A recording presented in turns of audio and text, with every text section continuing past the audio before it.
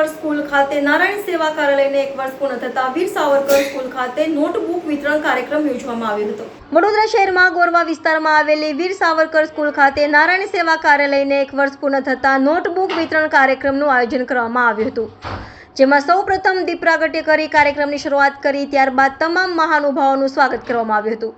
જેમાં ખાસ ઉપસ્થિતિમાં સાંસદ ડોક્ટર હેમાંગ જોશી તથા મેયર પિંકીબેન સોની તથા ધારાસભ્ય યોગેશ પટેલ તથા ધારાસભ્ય કેયુર રોકડિયા, ભારતીય જનતા પાર્ટીના પ્રમુખ ડોક્ટર વિજયભાઈ શાહ તથા કાઉન્સિલર અને હોદ્દેદારોની અને વીર સાવરકર સ્કૂલના પ્રિન્સિપાલ અને સર ટીચર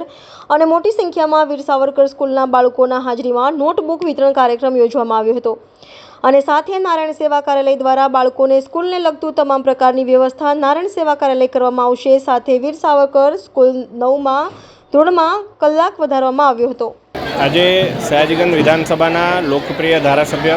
શ્રીમાન કેયુરભાઈ રોકડિયાના કાર્યાલય એટલે કે નારાયણ સેવા કાર્યાલયને 1 વર્ષ પૂર્ણ થયું, તે નિમિત્તે નગર પ્રાથમિક શિક્ષણ સમિતિ સંચાલિત વીર સાવરકર શાળામાં નિઃશુલ્ક ચોપડાઓનું પુસ્તકોનું વિતરણ આજે કરવામાં આવ્યું અને તમામ બાળકોને નિઃશુલ્ક ચોપડા વિતરણના કાર્યક્રમમાં વડોદરા મહાનગરના માનનીય મેયર શ્રીમતી પિંકીબેન, આપણા શહેરના અધ્યક્ષ ડૉક્ટર વિજયભાઈ,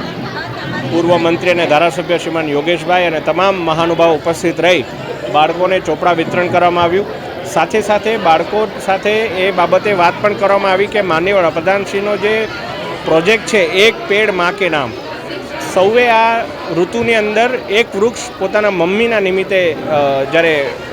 વાવવાનું છે અને ઉછેર કરવાનો છે ત્યારે બાળકો પાસે પણ એ સંકલ્પ લેવડાવ્યો, કારણ કે પુસ્તકો એ વૃક્ષના નિકંદનથી બનતા હોય છે, ત્યારે વધારેમાં વધારે વૃક્ષ વાવી અને આપણે આવનારા જે ઋતુ છે એની અંદર ગરમીનો પ્રકોપ પણ ઓછો થાય અને વડોદરાને હરિયાળું વડોદરા બનાવી શકીએ એ માટે પણ ચર્ચા કરવામાં આવી। જી ચોક્કસ, બંધારણને આપણા 75 વર્ષ આવનારા વર્ષમાં પૂર્ણ થવા જઈ રહ્યા છે, ત્યારે ખૂબ સારો અભિગમ સયાજીગંજ વિધાનસભાના લોકપ્રિય ધારાસભ્યશ્રી દ્વારા કરવામાં આવ્યો છે કે જેમાં બંધારણની નાની સમજ તથા આપણું ભારતીય બંધારણનું આમુખ એ પણ પુસ્તકની અંદર આપવામાં આવ્યું છે, ત્યારે બાળકોને એ આમુખ વિશે થોડી સમજણ લેવા અને બંધારણ વિશે સમજણ લેવા માટે પણ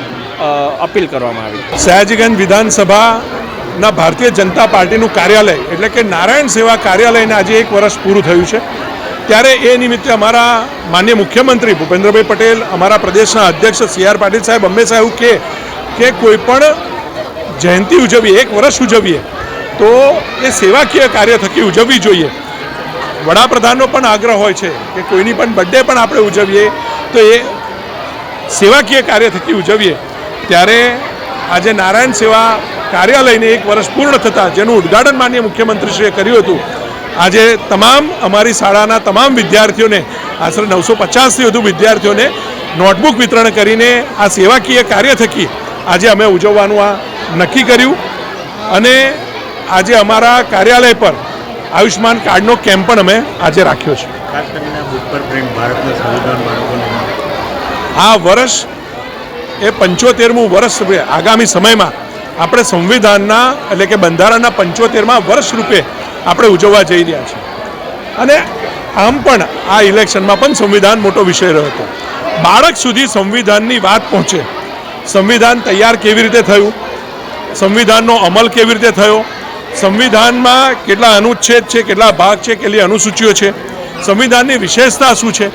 સંવિધાનના આમુખ એટલે કે પ્રિએમ્બલની અંદર ન્યાય, સ્વતંત્રતા, સમાનતા, બંધુતા જેવા વિષયો છે અને આ વિષય લઈને કેન્દ્રની નરેન્દ્રભાઈની સરકાર એ લોકો સુધી પહોંચી છે। જે આજે નરેન્દ્રભાઈની સરકાર કામ કરી રહી છે, માનનીય મુખ્યમંત્રી શ્રી ભૂપેન્દ્રભાઈની પર સરકાર કામ કરી રહી છે, ત્યારે આવા તમામ વિષયોને સાથે રાખીને સંવિધાનને અનુરૂપ સારામાં સારી ગવર્મેન્ટ ચલાવી રહ્યા છે, આ વિષય લોકો સુધી પહોંચે એટલે એમના ફોટો સાથે, સંવિધાનના ફોટો સાથે આ અમે આજે બાળકોમાં જાગૃતતા લાવવાનો પ્રયત્ન કર્યો। આજે સયાજીગંજ વિધાનસભાના ધારાસભ્ય શ્રી એવા કેયુરભાઈ રોકડિયાનું જે નારાયણ સેવા કાર્યાલય છે એનું 1 વર્ષ પૂર્ણ થવા પર આજરોજ એમના દ્વારા એમના જ કાર્યાલયની બાજુમાં આવેલી વીર સાવરકર જે શિક્ષણ સમિતિની કોર્પોરેશન સંચાલિત શાળા છે એના બાળકોને નોટબુક વિતરણનું અને ચોપડા વિતરણનો કાર્યક્રમનું આયોજન કરવામાં આવ્યું છે। ખૂબ સુંદર એક પથદર્શક પ્રેરણાદાયી પગલું છે એમના દ્વારા કે જ્યારે એમના આ નારાયણ સેવા કાર્યાલયમાં સતત 365 દિવસ લોકો માટે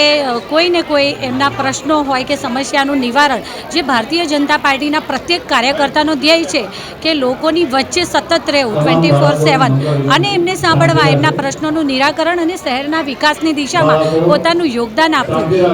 જે કાર્યાલય કે જ્યાંથી આ બધી જ આપણી કાર્ય પ્રણાલીનો પ્રારંભ પણ થતો હોય છે અને એની સાતત્યતા જળવાતી હોય છે. ત્યારે એનું 1 વર્ષ પૂર્ણ થવા પર આજે બાળકોને એમના ભણવા માટે આ ચોપડાનું વિતરણ ખરા અર્થમાં ખૂબ સુંદર કાર્ય કહી શકાય. કારણ કે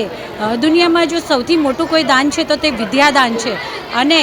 આ ધારાસભ્ય શ્રી કેયુરભાઈ રોકડિયાજી દ્વારા જ્યારે આ નોટબુક વિતરણનો કાર્યક્રમ રાખવામાં આવ્યો તો હું તેમને ખૂબ ખૂબ અભિનંદન પાઠવું છું. કારણ કે નગર પ્રાથમિક સમિતિની શાળાઓમાં ખરેખર આર્થિક રીતે જે નબળા અને પછાત વર્ગના પરિવારો છે, એમના બાળકો અભ્યાસ કરતા હોય છે, ત્યારે ક્યાંક ને ક્યાંક આ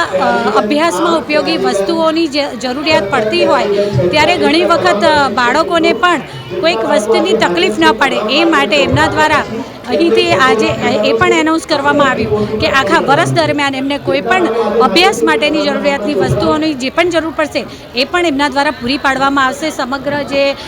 સંચાલિત શાળાઓના, નગર પ્રાથમિક સંચાલિત શાળાઓના આચાર્યશ્રીઓ છે એમને પણ આ વિષયનો ઉલ્લેખ કરવામાં આવ્યો છે. હું આ કાર્યક્રમના આયોજન બદલ અને કોર્પોરેશન સંચાલિત નગર પ્રાથમિક શિક્ષણ સમિતિના બાળકોને આ લાભ આપવા બદલ ધારાસભ્ય શ્રી કેયુરભાઈ રોકડિયાજીને ખૂબ ખૂબ અભિનંદન પાઠવું.